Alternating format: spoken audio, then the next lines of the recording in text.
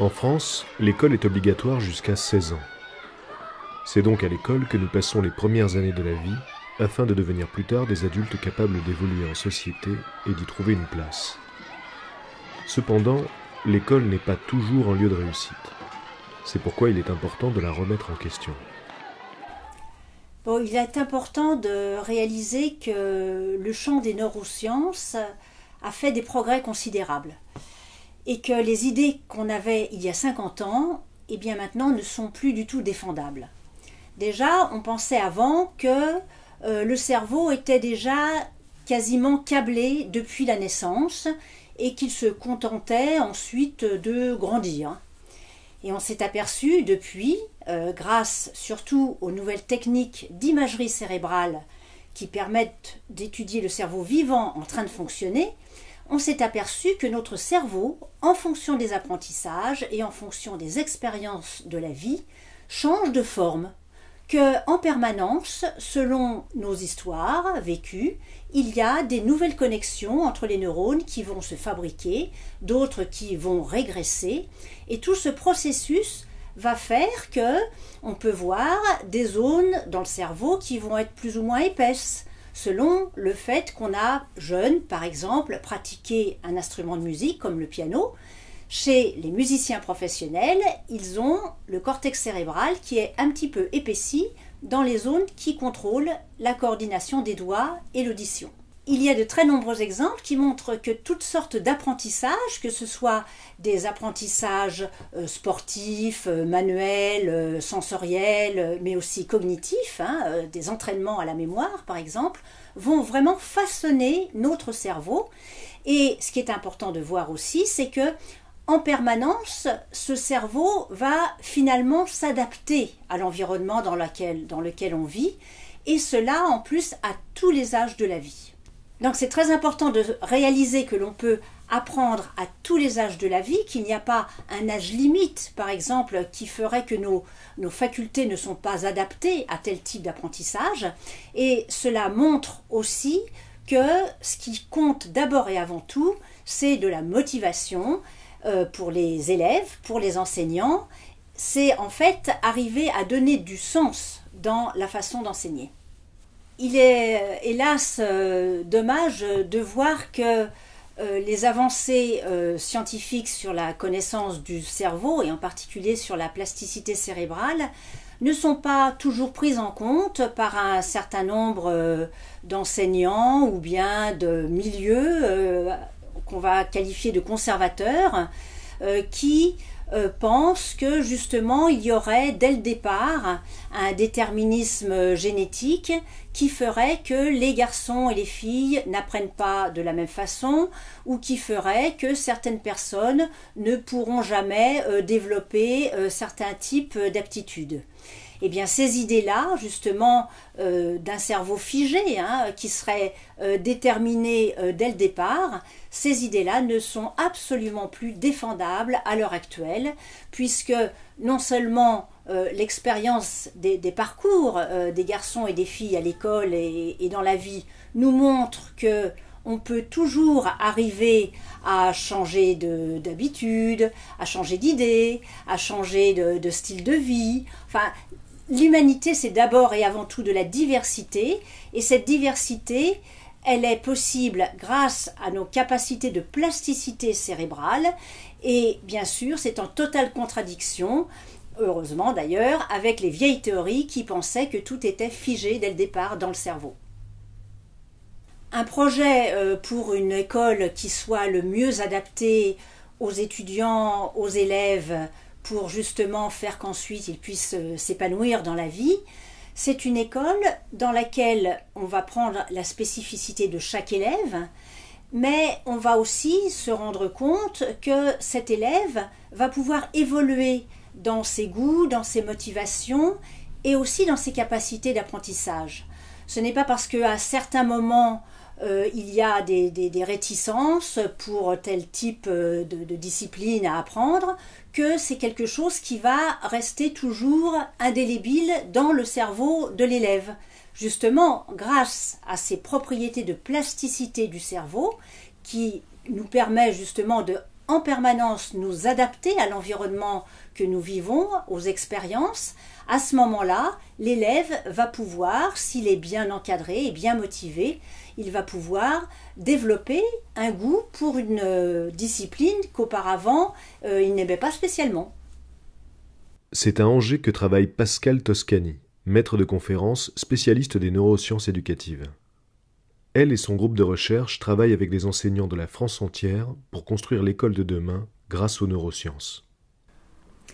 Les formations qu'on donne ici à l'université sont des formations en neurosciences de l'éducation, ce qui veut dire qu'il est important qu'on puisse apprendre aux enseignants à entendre et à lire les résultats des neuroscientifiques et de trouver les meilleurs moyens d'application dans le champ pédagogique. Donc à la fois qu'ils comprennent ce dont il est question en termes théoriques sur le fonctionnement du cerveau et à la fois développer chez eux la capacité d'organiser des outils pédagogiques pour modifier la manière dont ils enseignent et faciliter les apprentissages chez les enfants. Alors ces contenus ne sont pas nouveaux parce que les neurosciences ne sont pas nouvelles. En revanche, l'application des neurosciences dans le champ de l'éducation, ça c'est nouveau. Alors c'est compliqué, ça a été compliqué de savoir précisément ce qui pouvait intéresser les enseignants dans tout le champ des neurosciences. Évidemment, il y a 10 ans, on ne pouvait pas intégrer ça dans le domaine de la formation des enseignants en formation initiale, tout simplement parce qu'on n'en savait pas suffisamment, en tout cas pas dans l'application. Aujourd'hui, on sait faire, on sait de mieux en mieux faire et aussi on s'est beaucoup trompé et on a beaucoup appris de nos erreurs. Et aujourd'hui, je crois qu'on peut parler d'un plan de formation intéressant pour les enseignants, futurs enseignants, donc enseignants en formation initiale. Niveau 6e, 5e, donc on partait d'une situation avec une question qui était adaptable en fonction des niveaux, c'est qu'est-ce que tu es capable de faire aujourd'hui ou à un instant T que tu n'étais pas capable de faire hier. Donc après on peut jouer sur les moments. Donc là, ils vont répondre individuellement, mise en commun des réponses, donc ça peut être écrit au tableau par exemple, on liste des réponses. Ensuite, on leur demande, peux-tu expliquer pourquoi tu étais capable de le faire et tu n'étais pas capable de le faire et maintenant tu es capable de le faire. Donc réflexion individuelle, après une mise en commun également, peut-être en partie groupe, entre eux. Donc on va constater que plusieurs domaines apparaissent, parce qu'on avait une discussion, de dire qu'il y avait des points communs par rapport à des situations, des événements. Donc là on rebondit un petit peu aussi sur ce qu'ont dit les collègues par rapport à l'âge, par rapport à ces situations. Ce qui change dans les applications des neurosciences, c'est l'application, le regard, pardon, les applications, c'est le regard que les enseignants vont porter sur les élèves. Quand on sait ce qu'on sait aujourd'hui sur l'intelligence, quand on sait ce qu'on sait sur la plasticité cérébrale, c'est-à-dire ce qu'on sait sur la capacité du cerveau à modifier sa structure pour qu'il puisse s'adapter à son environnement, on n'enseigne plus comme avant. C'est-à-dire qu'avant, on pouvait imaginer que tous les élèves étaient égaux à un élève et on enseigne de manière à ce que tout le monde entende le même message. Aujourd'hui, on sait qu'il y a des milliards de cerveaux, des milliards de manières d'apprendre. Il n'y a pas 2 élèves qui apprennent de la même manière, d'où la nécessité pour l'enseignant de comprendre ce qu'est le cerveau, puis pour les élèves aussi. Ça, c'est un terrain d'application intéressant. Quand les élèves eux-mêmes comprennent que l'intelligence n'est pas fixe, qu'il y a une forme de plasticité cérébrale, eux-mêmes modifient la manière dont ils s'engagent dans les apprentissages. Ce n'est pas quelque chose qu'ils subissent, c'est quelque chose qu'ils construisent. Edgar Morin nous disait bien que l'intelligence, ce n'est pas quelque chose qu'on a à sa naissance, c'est quelque chose qu'on va construire au fur et à mesure de son existence. Donc l'enseignant a la responsabilité de la construction de l'intelligence chez les élèves, puisque justement il travaille avec le cerveau, il le formalise, bien sûr il participe à sa personnalité psychique, mais il participe aussi à la construction de son cerveau. Pour les enseignants et chefs d'établissement, la première étape dans ce travail de recherche est une prise de conscience sur son fonctionnement et son regard sur les élèves. Je ne sais pas si aujourd'hui on peut dire que l'établissement s'inscrit dans un projet. C'est évidemment un projet qui nous dépasse largement. Ce qu'on souhaite, c'est peut-être prétentieux, mais c'est essayer d'apporter quelque chose à l'enseignement et pouvoir tester un certain nombre de choses dans notre établissement et avec des collègues extérieurs de collèges-lycées. Globalement, on est parti aujourd'hui à 25 dans cette expérience. J'espère qu'on pourra publier et puis peut-être diffuser des choses et ça donnera peut-être des idées à d'autres, quoi. Voilà. On n'a pas plus de prétention que ça, d'apporter notre notre point de vue sur un certain nombre de choses et de passer au stade de l'expérimentation. Si d'autres veulent le récupérer, évidemment, ce sera bienvenu si c'est efficace.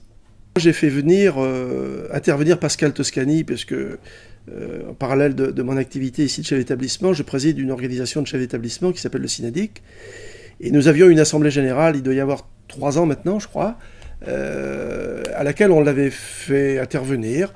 C'était le début de la communication et de la publicité autour de ces idées-là. D'aucuns s'étant posé la question de savoir si les connaissances nouvelles acquises sur le fonctionnement du cerveau par rapport aux études sur la maladie d'Alzheimer pouvaient être récupérées, réinterprétées dans le cadre de l'enseignement. Est-ce qu'on pouvait en tirer quelque chose? Et donc elle était intervenue, les gens étaient très enthousiasmés, et un certain nombre d'entre nous nous sommes dit, et si on allait plus loin, et si on mettait à notre disposition notre réseau de chefs d'établissement au service de l'activité de recherche de Pascal Toscani. Puisque initialement, l'application pédagogique était presque restreinte à un établissement de Angers. Et donc là, c'était la possibilité d'expérimenter sur le territoire, de diffuser les idées et de voir ce qui pourrait en sortir. Donc ce qui m'a sensibilisée aux neurosciences, il peut y avoir 2 aspects. Tout départ par rapport à mon métier d'enseignant. C'est vrai que je me suis toujours intéressée à comment fonctionnaient les élèves, et j'ai parfois été interpellée de voir, moi j'ai une matière où on utilise beaucoup de tableaux, de voir que certains ne se retrouvaient pas du tout dans les tableaux et avaient besoin de rédiger, d'expliquer d'une autre façon.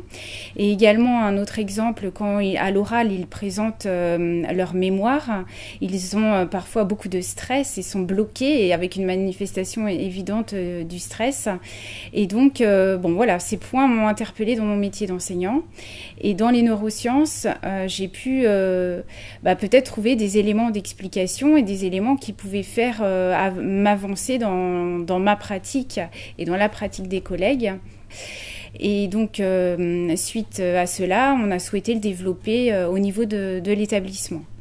Donc, dans un premier temps, nous sommes allés en formation à la Toussaint 2013 avec un groupe d'enseignants pour se former davantage et aussi se former à la méthodologie de recherche. Et nous avons ensuite démarré le groupe Neuro 86.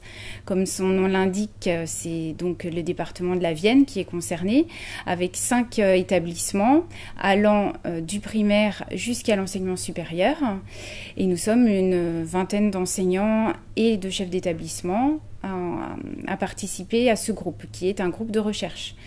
Nous sommes donc accompagnés, nous avons des réunions régulières, environ 4 à 5 dans l'année, et nous sommes accompagnés par Pascal Toscani, qui est présente lors de ces réunions, qui sont des après-midi, pour nous suivre donc et nous accompagner à la méthodologie de recherche. Nous souhaitions dégager une problématique, alors notamment une thématique, qui est celle de la gestion du stress, plaisir d'apprendre et estime de soi. Voilà les 3 thématiques que nous avons dégagées. Et après, nous avons avancé sur ces thématiques et dans notre démarche. Alors, le premier contact, ça a été par l'intermédiaire de la conférence auquel j'ai assisté au lycée Saint-Jacques de Compostelle, qui était faite par Pascal Toscani.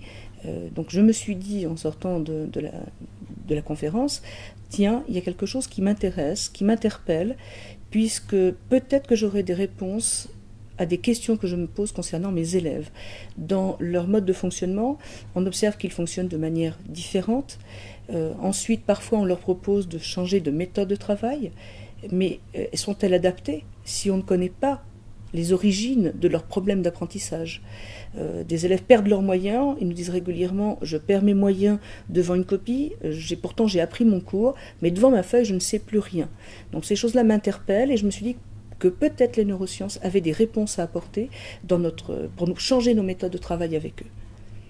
Mon premier contact avec les neurosciences, c'était en 2010 sur Toulouse. En tant que formatrice d'enseignants de cadre pédagogique, je devais mettre en place un projet autour des intelligences multiples. Donc c'était un thème que je ne connaissais pas du tout. On était 5 formateurs à travailler dessus. Et c'est là où j'ai découvert tout cela. Et c'était rassurant, du coup, en tant qu'enseignant et même en tant que formateur. Parce que ce sont des choses que l'on sent. On sent bien que les élèves sont différents, qu'il y a des intelligences différentes. Et ça légitime finalement certaines actions que l'on a pu mener ou que l'on a envie de mener et qu'on n'ose pas trop. Et voilà, c'est une forme de libération, je trouve.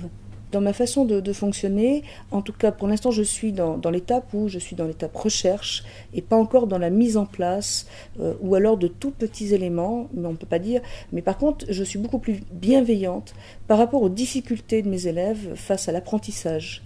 Mon regard a changé, c'est-à-dire que je me dis pas, c'est qu'il n'a pas appris, il n'a pas su apprendre.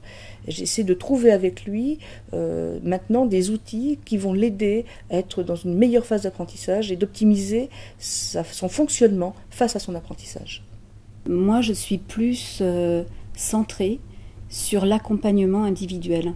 L'accompagnement dans les apprentissages, c'est vraiment ce qui me plaît. Et dans le plaisir d'apprendre et l'estime de soi. Parce que je pense que l'un ne va pas sans l'autre. Donc moi j'ai beaucoup travaillé là-dessus et j'interviens en tant que formatrice en lycée, ici à Saint-Jacques-de-Compostelle, sur un retour de stage en GAP. GAP, c'est groupe d'analyse de pratique. C'est à un moment donné se poser et donner la parole à chacun et que chacun soit également responsable de la parole de l'autre et soit à l'écoute de l'autre. Ça m'a plus permis de savoir ce que je savais en fait. Ça m'a permis de mieux me bloquer en fait sur ce que j'avais pas réussi. Ça change, donc c'est intéressant, on voit autre chose et je trouve que ça a pu nous débloquer sur certaines situations. On pouvait en parler plus facilement que si on avait dû passer à l'écrit, enfin que à l'écrit et voilà, enfin ça, on peut dire plus de choses. Oui, ça va m'aider, oui.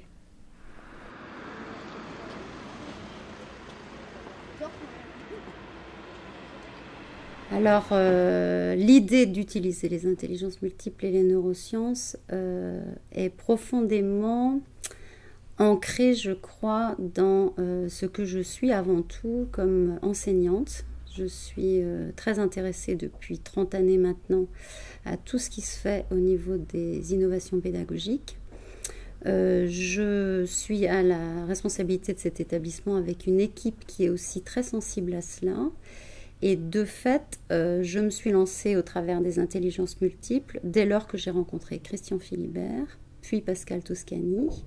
Mais ce n'est pas renier tout ce qui a été fait avant, ni sur le plan de mon métier d'enseignante, ni sur le plan de mon métier de chef d'établissement. C'est aussi en fait utiliser tout ce qui a été fait précédemment et le nourrir un peu plus au travers de ces stratégies qui sont un petit peu différentes. On n'est pas dans quelque chose de révolutionnaire à tout prix. On est dans la bienveillance éducative qui permet de prendre l'enfant dans son intégralité.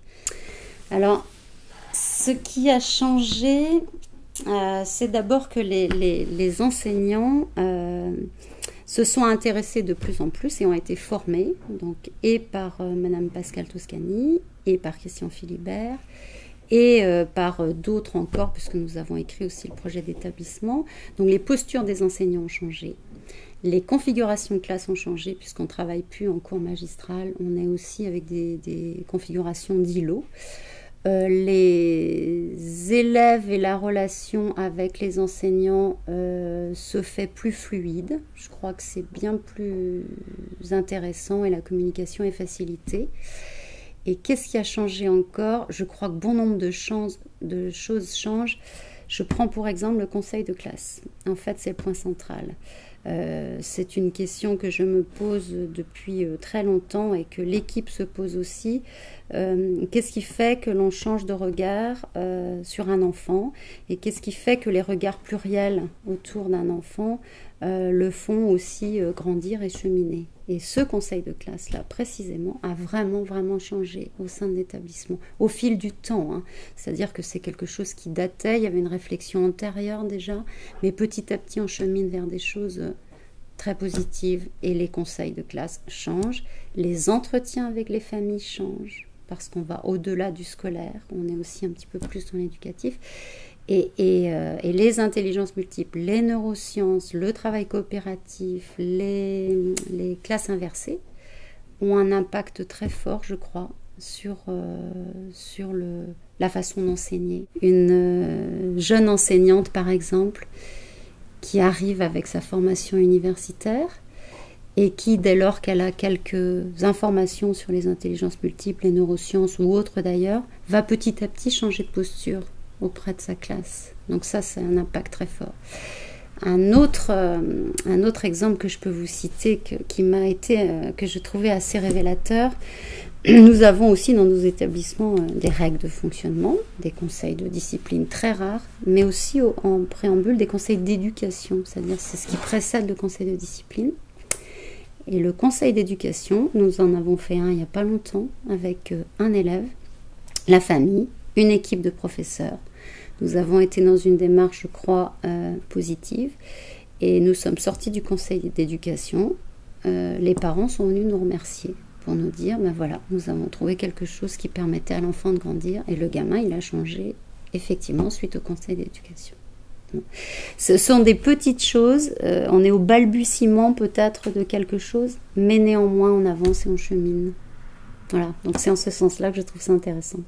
Il y a 2 ans de ça, nous avons dans l'établissement lancé ce projet de s'intéresser à une autre façon d'enseigner, à permettre aux enfants de se découvrir. Et donc ça rentrait tout à fait dans ma formation et dans ce que j'aime. Donc j'ai lancé j'ai adhéré à ce projet et j'ai commencé à travailler avec les élèves l'année dernière. Finalement, on s'aperçoit qu'à travers tous les cours, on fait un peu de neurosciences d'une façon ou d'une autre et ça permet de le développer énormément grâce aux intervenants extérieurs qui sont venus nous aider. Ça permet aussi aux enfants d'avoir une autre relation avec l'adulte et de ne plus être forcément dans la relation prof-élève, mais de découvrir qu'on veut leur faire comprendre leur façon de fonctionner et leur donner des outils de travail pour leur apprentissage. Alors l'année dernière, j'ai travaillé beaucoup sur les neuromythes avec un groupe de 6e et c'était en fin d'année en fait. Et cette année, on est parti sur le plaisir d'apprendre et le déplaisir d'apprendre afin de leur faire comprendre que si on y met un peu plus, si on trouve des outils pour y trouver du plaisir, l'apprentissage va se faire de manière nettement plus probante. Donc j'ai commencé avec des questions pour leur permettre de découvrir un peu tout doucement ce plaisir d'apprendre, les mettre en situation, afin qu'ils recherchent en eux-mêmes dans quel contexte ils ressentent ce plaisir. Et une fois que cette notion est bien acquise, ça leur permet d'aller de l'avant et de mettre en place les scénettes que l'on a pu voir. Ils mettent du coup en parallèle également le déplaisir. Le plaisir qui est souvent lié au sport pour eux et à leur loisir, et le déplaisir qui va être lié à l'apprentissage de leurs leçons pures et qui leur permet, par ces cours-là, de trouver d'autres petits moyens d'apprendre différemment. L'objectif premier, c'est l'épanouissement de l'enfant dans un cadre scolaire et extrascolaire, qu'il apprenne vraiment à comprendre comment il fonctionne, qu'il apprenne à comprendre l'impact de ses émotions sur son fonctionnement, sur son apprentissage évidemment, sur ses études futures, qu'il essaye de se trouver des moyens personnels pour adapter ses difficultés, pour progresser dans tous ses apprentissages en fait. En fait, on a fait des scènes pour dire comment c'est pour nous le plaisir d'apprendre ou le déplaisir.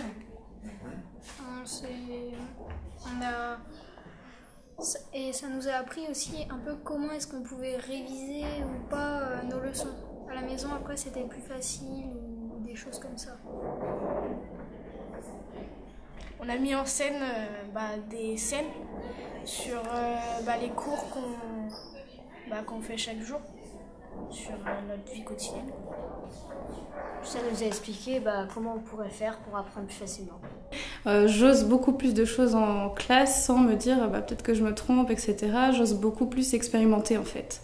Donc pour faire de la grammaire, passer par le jeu, pour étudier des textes, parfois je passe par le dessin, c'est des soucis de compréhension, ou par la mise en scène, ou ça peut être plein de choses, par la mise en voix de texte, ça peut être par le mime.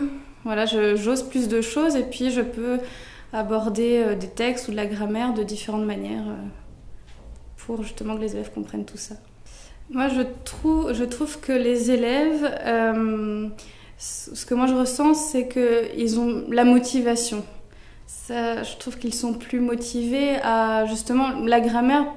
Quand on leur parle, quand on leur dit grammaire, tout de suite ils peuvent se faire non, la grammaire j'aime pas ça. Et puis finalement, quand on leur propose par le jeu, par des défis, ça peut être des jeux par équipe, tout de suite ils ont plus, la barrière s'efface et ils rentrent plus facilement dans des notions. Donc je trouve que rien que ça, c'est déjà pas mal sur certains points qui peuvent leur paraître obscurs, ennuyeux, etc.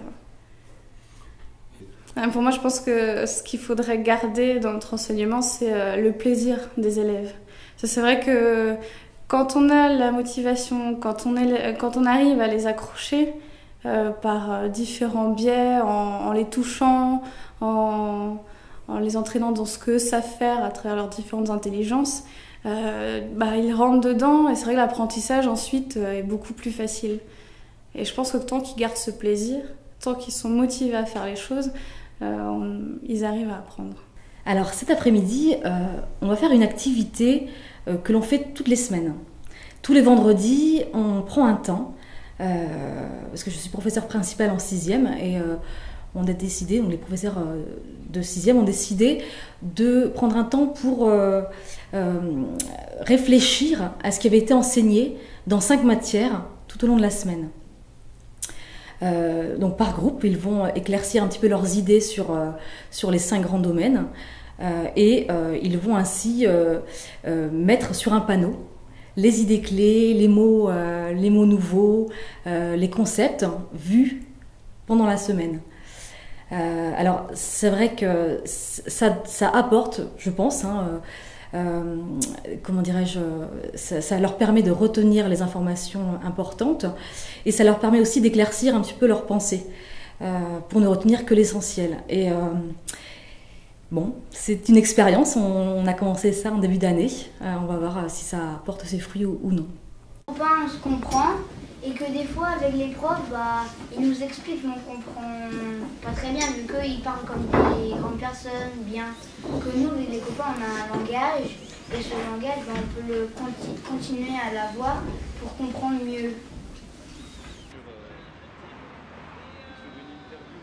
L'idée de départ était plutôt de réfléchir sur le temps scolaire, c'est-à-dire d'avoir une réflexion sur la façon d'aménager le temps dans notre établissement. Et depuis mon arrivée au Collège Saint-Charles, je souhaitais aussi pouvoir travailler en partenariat avec un institut universitaire. Et je m'étais adressé bien sûr à l'IFUCOM, à Bernard David à l'époque, pour savoir s'il n'y avait pas un projet d'action-recherche qui pouvait être mis en place. Et c'est l'arrivée de Pascal Toscani qui nous a permis de redéfinir notre projet initial, c'est-à-dire de passer un petit peu du comment au pourquoi, c'est-à-dire de passer l'aménagement du temps à comment utiliser le temps. Ce travail nous a permis d'abord de nous interroger. C'est un métier, le métier d'enseignant, le métier d'éducateur, c'est un métier parfois qui roule sans qu'on puisse poser des éléments de réflexion en pensant qu'on a à peu près l'habitude de traiter un certain nombre de problèmes et on n'ose peut-être pas finalement les explorer davantage. Et l'arrivée des neurosciences avec Pascal Toscani nous a permis déjà de comprendre un petit peu mieux comment fonctionnait le cerveau, ce qui pour nous, pédagogues, était quand même le b.a.-ba. D'abord nous-mêmes, comprendre comment nous fonctionnons, et surtout après comment nous fonctionnons en interaction avec des élèves dans des processus d'apprentissage.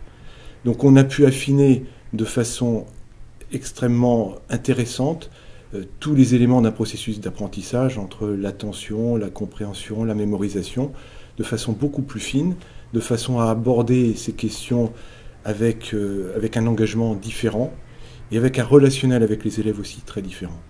Je crois que ce qui a modifié le plus notre comportement avec l'apport des neurosciences, c'est le regard qu'on porte sur les élèves. Un adjectif au nom, ok. On peut lui mettre un déterminant, ça marche. Vous vous rappelez de tout ça? Est-ce qu'il y a autre chose à dire? Non? On regarde rapidement. Alors, juste pour se mettre en mémoire... Des fois, je regarde un peu mon début de carrière. Et je me dis, bon sang, si j'avais su... Enfin, j'avais connu ça au début de carrière. Je pense que tout le monde peut se dire ça. Il ne faut pas se flageller pour autant. Hein. Mais la chose la plus importante, c'est qu'on peut maintenant mettre des mots sur un élève qui ne comprend pas. C'est-à-dire, c'est quoi ne pas comprendre? Si on ne sait pas ce que c'est comprendre, ce que c'est qu'apprendre, on a du mal à savoir ce que c'est que ne pas apprendre ou de ne pas comprendre. Donc on est bien plus patient. Il y a longtemps que je pensais ça, mais maintenant j'en suis persuadé, scientifiquement prouvé, personne n'a intérêt à ne pas réussir. Donc un môme qui se trompe, c'est un môme qui s'est trompé de procédure, ou qui a parce qu'il faut en mémoire lexicale, ou qui a des problèmes pour faire du lien, donc la mémoire sémantique ne fonctionne pas bien, etc. Une mauvaise conceptualisation. Tout ça, les neurosciences, enfin la psychologie cognitive et les neurosciences nous le révèlent, quoi. Donc ça change vraiment la donne. C'est-à-dire qu'on ne va pas s'énerver, il ne comprend pas, c'est à moi de trouver le chemin par lequel ça va mieux passer, quoi. Mais c'est mon boulot. Donc, pareil en ce qui concerne la motivation, hein, je ne vais pas lui reprocher de ne pas être motivé ou de ne pas être concentré. C'est à moi de me débrouiller pour de capter l'attention, qu'il soit concentré et leur apprendre c'est quoi être concentré. Vous avez bien vu tout à l'heure, hein, des mots on peut leur dire réfléchis un peu, donc réfléchir, il va réfléchir à réfléchir. Ça veut dire quoi? Ça veut dire quoi réfléchir quand on dit réfléchir à un môme, quoi? Ou fais attention, ou alors ils nous disent ouais mais c'est une faute d'étourderie. Ça veut dire quoi une faute d'étourderie? Une faute déjà, une faute ça relève du pénal, quoi. Hein, donc voilà, ça change beaucoup de choses. Alors pour autant, on ne fait pas des miracles. Hein. Moi, quand je pense à certains élèves que j'ai eus en début de carrière, j'aurais sûrement pu les aider. Bon, c'est comme ça, on ne va pas refaire le monde. Mais il y a sûrement des élèves aussi qui passeront à travers les mailles. Mais par contre, on va pouvoir aider tout le monde. Tout le monde peut progresser. Ça, c'est la grande richesse de cette découverte de la plasticité cérébrale. On dit, tout le monde peut avancer. Et si on ne fait pas avancer tout le monde, on n'est pas bon, quoi. Parce qu'on a les moyens aujourd'hui de faire avancer tout le monde. Tout le monde ne va pas rattraper le peloton, il y aura encore de l'échec scolaire, il y aura des gens qui sont un peu à la traîne, mais néanmoins, tout le monde va pouvoir progresser. C'est ça qui est fondamental, quoi. Et puis apprendre, ça devient... c'est une joie, quoi. C'est-à-dire qu'on enlève du stress, vous l'avez peut-être senti tout à l'heure, là, mais on enlève du stress, on est là pour bosser, mais ça rend heureux. De devenir moins bête, ça rend heureux. Moi, quand j'apprends quelque chose, je suis plus heureux, quoi. C'est pareil, faire goûter la joie d'apprendre aux élèves, quoi. Petits enfants qui n'ont pas fait le petit coin de marionnette là-bas avec la télé. Roman, t'as envie? Tu l'as pas fait encore? Moi, j'ai pas fait. Eh bien, on peut être deux. Roman, tu veux y aller? Avec la télé, vous allez nous préparer un spectacle? Ouais. Alors deux. Il y a une couronne qui est tombée. Eh bien, tu la poses, viens la poser ici. Viens la poser ici. C'est la couleur de Charlotte, attends, on va regarder qui est-ce qui reste. Manon, est-ce que Manon, elle n'a jamais été? Manon, veux-tu faire le déguisement? Oui. Tu veux aller sur la structure ici? Oui.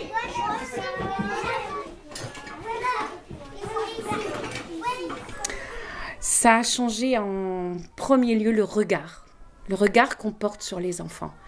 C'est-à-dire qu'il est plus possible maintenant de dire qu'un enfant n'est pas intelligent, qu'il est fainéant. Tous ces mots-là, à partir du moment où on commence à parler du cerveau et qu'on comprend, c'est des termes qui n'ont plus lieu d'être. Donc ça a vraiment changé le regard parce que les enfants qui ont des difficultés, que ce soit dans l'apprentissage du langage ou des choses comme ça, on ne le voit plus comme une difficulté, mais comment remédier pour qu'ils apprennent et comment remédier en passant par d'autres portes qu'on n'a pas toujours l'habitude, nous, dans notre société, d'utiliser. Les neurosciences sont un vaste domaine d'étude. Parmi toutes les théories qui le composent, la théorie des intelligences multiples est l'une des plus reconnues et utilisées dans le monde de l'éducation. Christian Philibert en est un spécialiste. Oui. La théorie des intelligences multiples, c'est pas quelque chose qui est né d'abord dans la tête de quelqu'un comme ça un matin qui s'est levé en disant « Ah, mais on a 8 intelligences ». C'est tout un travail de recherche qui a été effectué par un Américain qui s'appelle Howard Gardner, qui est toujours enseignant à l'université de Harvard, qui était à ce moment-là enseignant à l'université de Harvard, en neuropsychologie. Voilà. et qui va s'intéresser au fond à la question de peut-on mesurer le potentiel humain? C'est-à-dire, est-ce qu'un adulte, un enfant, est-ce qu'on peut dire au fond quelque chose de sa capacité intellectuelle? En gros, c'était ça. Avec l'idée que ce qu'on trouve dans les tests, tout ce qui va être QI, et qui était une mode aux États-Unis, aussi bien pour trier les gens que pour avoir un emploi, eh bien, il se rend compte à ce moment-là que c'est quelque chose qui ne mesure pas l'intelligence. On ne peut pas mesurer l'intelligence. Ce qu'on mesure, c'est à la rigueur la capacité à répondre à des questions, à la capacité à, comment j'allais dire, à utiliser son intelligence, mais pas l'intelligence elle-même. Ça, c'est une évidence pour lui. Et donc, à partir de ce moment-là, il va faire tout un travail qui va lui permettre de regarder, au fond, comment fonctionne l'intelligence, non seulement aux États-Unis, mais partout sur la planète. C'est-à-dire, c'est un travail de recherche où il va aller justement travailler aussi bien avec ce qui se passe en Amérique latine qu'en Afrique ou en Asie, de façon à se dire comment est-ce que je peux sortir d'un modèle qui est celui d'une intelligence unique d'abord, ça c'est important, et puis d'autre part parce qu'il se rend compte qu'au fond entre un danseur, un pêcheur de perles ou un architecte, ils n'utilisent pas leur intelligence de la même façon, et surtout ils pensent qu'ils n'utilisent pas les mêmes intelligences. Et donc à partir de là, ils se lancent dans un travail qui est absolument colossal, hein, qui va donner un ouvrage très épais qui s'appelle Frames of Mind, c'est-à-dire les formes de l'intelligence, et dans lequel il va déterminer au départ 7 formes seulement d'intelligence. Hein, on verra arriver l'intelligence naturaliste 10 ans après dans un autre ouvrage qui sera consacré à l'éducation. Donc son travail, c'est d'abord et avant tout, qu'est-ce qui fait la capacité d'un humain? C'est quoi au fond notre capacité à être intelligent? Comment se détermine cette capacité que nous avons à penser, à réfléchir, à résoudre des problèmes? Et il va déterminer d'ailleurs l'intelligence autour de cette définition-là, c'est-à-dire ce qui nous permet à la fois de résoudre des problèmes dans la vie, ce qui nous permet de nous poser des questions, de réfléchir, de créer, etc. C'est-à-dire dans différentes situations, mais qui sont des situations réelles liées à notre contexte culturel. Et ça, c'est la première chose, c'est changer de regard par rapport à cette intelligence. Nous sommes plus intelligents que nous le pensons, et notre intelligence n'est pas seulement quelque chose qui serait tout petit et enfermé dans notre cerveau, mais sans doute beaucoup plus large. C'est tout notre corps qui est intelligent et c'est tout notre environnement qui est intelligent avec nous. La deuxième chose, c'est de rentrer dans une forme de développement de cette intelligence. C'est-à-dire, souvent on passe aux enseignants un petit film d'Albert Jacquard où il dit « on ne naît pas intelligent, mais on construit peu à peu son intelligence ». C'est-à-dire qu'au fond, chacun de nous est responsable du développement de son intelligence. Ça veut dire que non seulement c'est une question de responsabilité, mais c'est la question même sans doute du sens de notre propre vie. Notre propre vie, c'est sans doute de développer, nous sommes amenés, ou nous sommes appelés à développer nos intelligences et à aller le plus loin possible dans chacune de ces intelligences-là, sans forcément devenir ni des obsédés, ni des hyperactifs, mais c'est, on voit bien à la fois savoir profiter de la vie et savoir élargir toutes nos compétences pour pouvoir justement augmenter ce plaisir de saveur que peut nous donner le monde et la vie. La troisième chose, ce serait pas seulement par rapport à nous-mêmes, mais par rapport aux autres, c'est-à-dire comprendre que les autres ont d'autres formes d'intelligence dont on a besoin nous aussi, ou avec lesquelles c'est intéressant de partager, parce que notre intelligence nous donne aussi une certaine façon de voir le monde ou de comprendre le monde, et que d'autres ne voient pas le monde comme nous, ne comprennent pas le monde comme nous, et dans cet échange avec les autres, et c'est pas seulement comprendre les autres parce qu'il faudrait être bien gentil, etc., c'est une sorte d'enrichissement mutuel par rapport à ça, et sans doute d'ailleurs que les enjeux politiques ou les enjeux démocratiques ou les enjeux de la paix repose au fond sur une façon de comprendre que les autres voient le monde différemment de nous, ont développé d'autres intelligences à cause de leur culture ou à cause de ce qu'ils sont. Et donc là, il y a quelque chose qui va à la fois du sens individuel de notre existence à ce qui est au fond le rapport politique dans le sens noble du terme.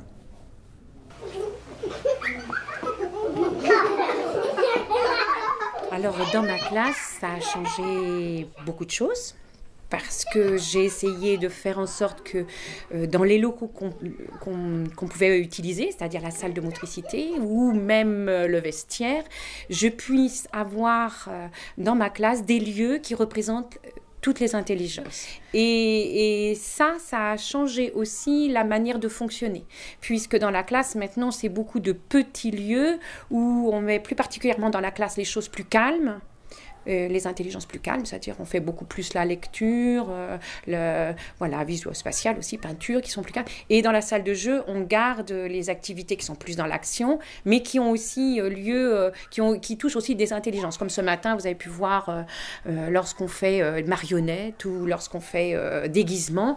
Là, on est dans le langage, vraiment dans le langage.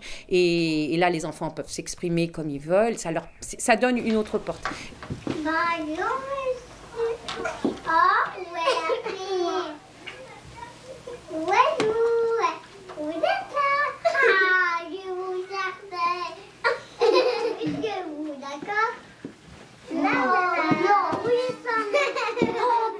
L'intelligence musicale, on a beaucoup de mal à mettre de la musique dans nos classes parce que c'est relativement bruyant. Vous avez vu, on est nombreux. Donc, c'est quelque chose qu'on ne fait pas. Si on ne met pas un endroit spécial avec un temps spécial, on n'en fait pas souvent, en fait. On fait simplement sur des moments formels. Alors que là, on a pu voir, par exemple, avec Pierre, que Pierre, là, il était bien, il était dans son petit monde. Et ça, c'est une possibilité qu'on donne chaque jour. Et puis, celle qui est très importante, hein, messieurs, c'est toute l'intelligence interpersonnelle, c'est-à-dire qu'on fait quelque chose ensemble. Et ça, c'est aussi, souvent on est en grand groupe, l'idée de faire un petit groupe permet des échanges, et vous avez vu la création qu'il y a eu, ne serait-ce que dans tout ce qui a été présenté, que ce soit les enfants qui étaient sur la structure, sur les tapis. En fait, c'est un lieu d'échange aussi. Et ce côté-là, on ne peut pas oublier cette intelligence-là, que ce soit l'intrapersonnel ou l'interpersonnel. Donc ça a changé tout ça, puisqu'il a fallu réfléchir pour pouvoir installer, pour que dans la classe soient représentées toutes les intelligences, que ça soit l'intra, l'inter, la musicale. Et ça a changé beaucoup de choses. Et ça a permis de voir des enfants avec un autre regard, puisque des enfants qui peuvent très difficilement, qui sont très timides, peuvent tout d'un coup, sur le côté marionnette, parler beaucoup, s'exprimer, et ça nous permet de regarder les enfants différemment. C'est-à-dire que des enfants qu'on peut penser timorés ou en retrait, dans d'autres lieux, par exemple avec la musique, par exemple. Moi, j'ai vu des enfants très en retrait, mais en musique, c'est flagrant. Des enfants qui sont capables de montrer une prestation musicale, alors qu'ils sont vraiment en retrait, ils n'aiment pas le groupe. Donc c'est tout ça, ça nous donne un regard sur les enfants différent. L'école Saint-Vincent de Brissac-Quincé a même choisi de faire des intelligences multiples son projet sur l'année. On fait une journée où les enfants vont expérimenter. Donc là, c'est pas le but d'aller vers une intelligence pour qu'ils auraient plus une disposition, mais c'est vraiment expérimenter toutes les intelligences. Donc en fait, au cours de l'année, ils vont passer dans tous les ateliers, de la maternelle jusqu'au CM2. Donc là, ça permet aussi de vivre autre chose au niveau, enfin tout ce qui est interpersonnel, c'est très important aussi. Et puis, voilà, l'idée c'est d'expérimenter et d'être un peu dans cette culture aussi, de vivre des choses ensemble, le côté un peu festif. Donc là, ça leur plaît beaucoup. Et la deuxième chose, alors là c'est tout nouveau, on met en place donc un portfolio. Alors le portfolio, donc pour l'instant c'est la première année, donc le portfolio il va commencer donc de la petite section jusqu'au CM2 et il y a donc des parties où on apprend un petit peu à mieux se connaître, donc quelle est l'intelligence, les tests qu'ils ont passés pour connaître leur intelligence, qu'est-ce qu'ils ont un petit peu à travailler pour que l'intelligence, les intelligences sur lesquelles ils sont un petit peu moins performants, qu'ils sont moins portés vers cette intelligence, pour faire en sorte qu'ils puissent la travailler. Et puis dessus, dans ce portfolio, ils ont la possibilité aussi de mettre des choses sur lesquelles ils vont se présenter, leur famille, leur goût, les choses qu'ils ont réussi. Parce que nous, on voudrait aussi que ça soit un autre moyen de les évaluer. C'est-à-dire que pas les évaluations classiques avec ce qui est acquis, ce qui n'est pas acquis, mais vraiment leur réussite et que ça soit quelque chose après vraiment mettre en valeur, enfin ça soit vraiment quelque chose qui représente bien ce qu'ils sont réellement et dont ils sont fiers d'eux. On voudrait travailler ce système d'évaluation aussi. Et en plus, le portfolio, on est en plein dans les compétences du socle commun qui demandent justement à apprendre et vraiment à connaître bien les dispositions, enfin comment est-ce qu'on est élève et comment on peut progresser à l'école et essayer de trouver toutes les manières pour réussir, une vraie réussite. Alors, ce qui a changé dans notre manière d'enseigner, déjà une première chose, le fait d'avoir compris déjà comment notre intelligence fonctionnait, on s'est aperçu que finalement, les élèves, on préparait notre classe en fonction de ce que l'on était. Donc, si on n'était pas du tout kinesthésiste, on ne faisait absolument rien au niveau de... On mettait très peu de dispositifs pour que les enfants puissent travailler avec leur corps, apprendre, ou d'autres, ou si on était moins... au niveau, je pense aussi visio-spatial, on mettait moins de dispositifs. Donc ça a été une première prise de conscience dans chaque classe, dans ma classe aussi. Donc ça nous a un petit peu aidé. Et puis aussi sur certaines choses que l'on faisait intuitivement, sans savoir que, on était déjà un petit peu dans cette démarche-là. Je pense notamment en mathématiques, où on faisait déjà beaucoup de gestion mentale avec les élèves, au niveau du calcul mental, avec beaucoup de manipulation. Donc ça nous a confortés pour continuer dans ce sens-là et travailler pour mettre encore plus de dispositifs auprès des élèves. J'ai mis en place comme outil la grammaire de Montessori. Donc c'est pour classer les mots. Les mots sont classés, donc la nature des mots. Ils ont pour chaque nature de mot une représentation par une image. Le nom est représenté par un grand triangle noir, l'adjectif par un triangle violet, le déterminant par un petit triangle bleu. Voilà, donc il y a plusieurs symboles. Et les enfants vont donc associer cette image à la nature du mot. Donc pour les enfants qui sont, notamment ceux qui sont visuels, ça va les aider déjà à mettre la nature du mot, à la repérer beaucoup plus vite. Après, cette recherche de nature de mots, elle va nous permettre après, dans la phrase, d'accéder aussi plus vite aux accords. Parce que ces triangles, par exemple, qui sont mis les uns à côté des autres, les triangles, ils doivent être en accord. C'est-à-dire qu'ils doivent être tous, par exemple, féminin singulier, féminin pluriel. Donc ils ont un visuel qui permet de dire, là, il faut que je fasse attention, ces mots-là, il faut qu'ils soient accordés parce qu'ils sont tous représentés par un triangle. Le verbe, il est rouge, lui, il varie aussi. Donc il y a aussi tous ces signes qui appartiennent à des mots qui vont être variables dans la phrase et ceux qui sont plutôt invariables, c'est-à-dire qui dans la phrase de toute façon ne changeront pas. Donc déjà ça rassure aussi les enfants. Ils disent voilà, ces mots-là, de toute façon, ils sont invariables dans la phrase, ils ne vont pas changer. Ça aussi, ça permet à des enfants qui ont une surcharge par rapport à l'orthographe, qui ne gèrent pas toute la quantité de mots à associer ensemble, à mettre ensemble. Voilà, ils se disent, ces mots-là, je sais les écrire ou je ne sais pas les écrire, mais eux, ils ne vont pas changer dans la phrase. J'ai mis aussi en place le mind mapping. Le mind mapping, je l'ai amené d'abord comme une façon de mémoriser.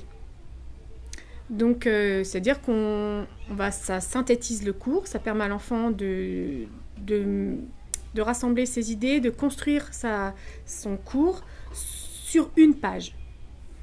Et ça permet pour certains enfants qui, dans la quantité du texte, peuvent trouver ce moment-là un peu laborieux, apprendre un texte complet, voilà, ça peut être pour certains difficile. Donc ils ont ce visuel qui aide à la mémorisation par l'image, les mots, ça dépend. C'est aussi, je le mets d'abord en place donc pour la mémorisation, mais le but aussi c'est que l'enfant s'approprie ce mind map et après qu'il en fasse un outil qui va l'aider à construire aussi sa pensée. Il va pouvoir après construire pour s'organiser par exemple dans son matériel. Et il va construire son mind map pour s'organiser. C'est-à-dire, il faut que je pense à tel outil le soir quand j'ai besoin de faire mon travail de grammaire ou dans mon cartable, je mets tel outil pour faire apprendre mes sciences. C'est aussi quelque chose qu'ils doivent au bout d'un moment s'approprier. Leurs mind mapping sont pour la plupart du temps jamais les mêmes. Ça correspond à leur pensée, à la façon dont ils se représentent le cours, par exemple. Je pense qu'avec ces méthodes, on arrive à toucher d'autres enfants et à les mettre en valeur sur des domaines qui, au départ, pour eux, étaient difficiles. Notamment sur la grammaire, par exemple. Des enfants qui, pour eux, la grammaire, ça ne leur parlait pas du tout. Quand on disait on va étudier la nature des mots, ça ne leur parlait pas. Voilà, des enfants qui vont l'aborder avec un autre regard et puis aussi avec une autre motivation, en se disant, voilà, aujourd'hui, je vais faire de la grammaire, mais je vais le faire avec moi, ce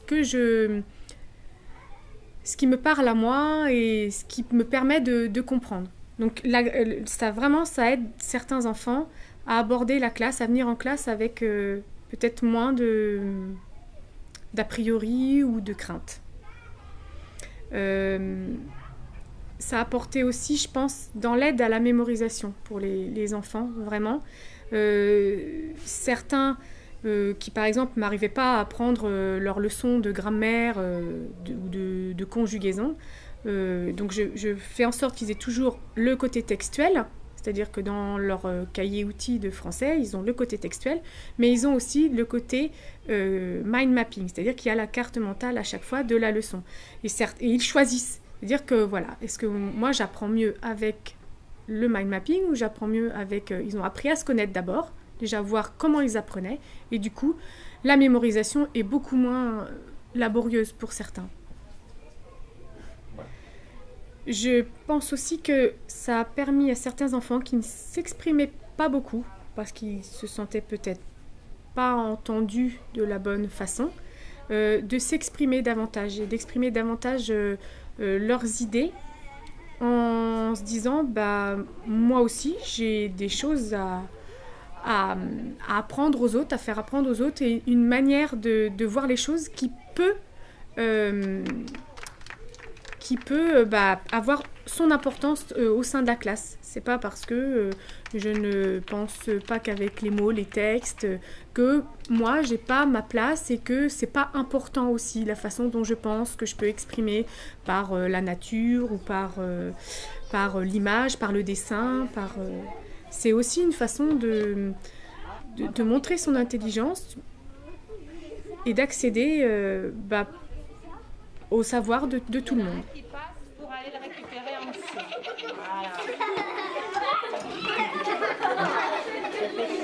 Les intelligences multiples, ça sert à savoir nos compétences et ce qu'on est moins fort dans les compétences.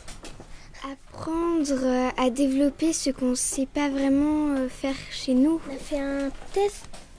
Ça sert à quoi ? À savoir quelle intelligence on est. Oui. C'est-à-dire apprendre à faire ? À me connaître. Quand on faisait les ateliers, on voit, par exemple, moi j'ai fait cœur en soi. Avant j'aimais pas, j'aime mieux maintenant que j'ai fait l'atelier. Alors t'as appris quoi en fait à cet atelier ? J'ai appris que c'était bien d'être seule ou de pas tout le temps être avec les autres.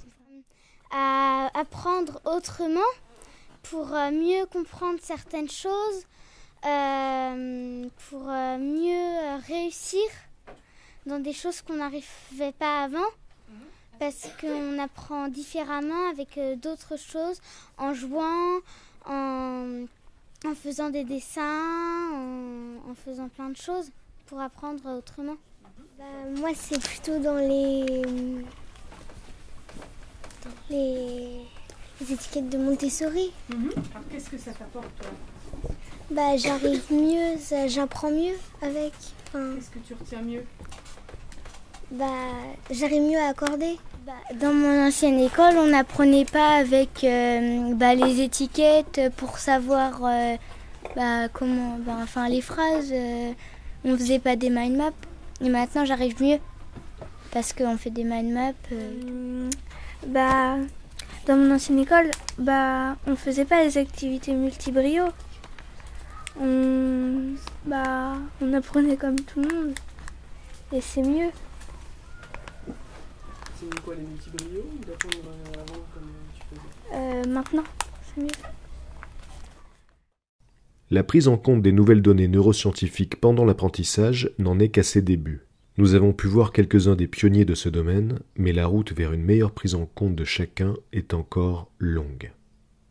Cependant, tous ont l'espoir et la volonté de construire l'école de demain. Les professeurs d'hier faisaient très bien et très consciencieusement ce qu'ils avaient à faire. Ils ont formé quantité de jeunes et fort bien. Le professeur d'aujourd'hui étant effectivement lui aussi très bien formé sur le plan universitaire, des didactiques de sa discipline, etc.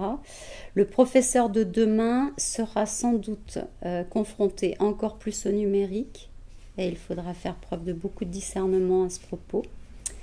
Ça, c'est vraiment un challenge important. Et le professeur de demain sera aussi dans l'obligation de prendre de plus en plus l'enfant dans son intégralité, je crois. On ne peut plus faire comme si on ne savait pas. On a appris des choses par les neurosciences, comment fonctionne le cerveau. Maintenant, on ne peut pas faire comme si on ne savait pas. Il y a plein de choses nouvelles, on découvre. De là à dire que ça apparaît, que ce soit flagrant dans toutes les classes, non. Mais dans le regard que les enseignants portent, oui. Parce que ça a changé quelque chose à l'intérieur de nous. Ça nous a vraiment changé de se dire que le cerveau ne fonctionnait pas comme on imaginait. Donc c'est sûr que ça change. Après, dans la réalité, c'est peut-être pas si flagrant que ça. Mais je pense que pour chacun des enseignants, c'est de toute façon une meilleure écoute individuelle de chacun. On voudrait aussi vraiment faire en sorte que les parents prennent part aussi à cette manière d'apprendre. On aimerait bien aussi travailler avec les professeurs du collège pour qu'il y ait une continuité aussi sur cette manière d'apprendre. Et puis peut-être travailler aussi, si vraiment ça fonctionne, aller vraiment vers une pédagogie qui tourne vraiment autour de cette forme d'apprentissage, un petit peu peut-être apprendre à plus se détacher des manuels pour arriver à créer vraiment des vrais outils. Mais là, c'est du gros travail. Quand on aura compris aussi que, et ça va tout à fait avec ce que je viens de dire, que l'enfant a besoin d'être dans la complexité. Ça veut dire que si les matières sont saucissonnées, n'ont pas de sens entre elles, on ne peut pas demander à l'enfant de donner du sens à ce à quoi on n'en a pas donné nous-mêmes en tant qu'enseignants. On ne peut pas l'inventer. Et donc, apprendre, c'est aussi apprendre dans des domaines particuliers, dans des domaines de compétences. Et quand de la même manière on évoluera, on fera évoluer le système scolaire par compétences, par domaine de compétences, on aura fait un grand pas. Mais je crois que l'éducation nationale aujourd'hui entend ça très très bien. Aujourd'hui, le nouveau socle commun est sorti et c'est vraiment ce que travaille l'éducation nationale. On est en train de changer. Je crois qu'aujourd'hui, on prend ce chemin-là. Nous avons l'ambition d'essayer de participer à un bouleversement quand même notable du système éducatif français. Alors modestement, nous le ferons à la dimension de notre établissement, même en partageant effectivement avec les collègues qui sont intéressés, mais notre volonté maintenant, c'est d'aller beaucoup plus loin et de repenser tous les gestes éducatifs et pédagogiques que nous avons, bien sûr à la lumière des neurosciences, mais pas uniquement à la lumière des neurosciences. Il y a beaucoup d'autres éléments qui peuvent nous intéresser dans la mise en place de ces processus.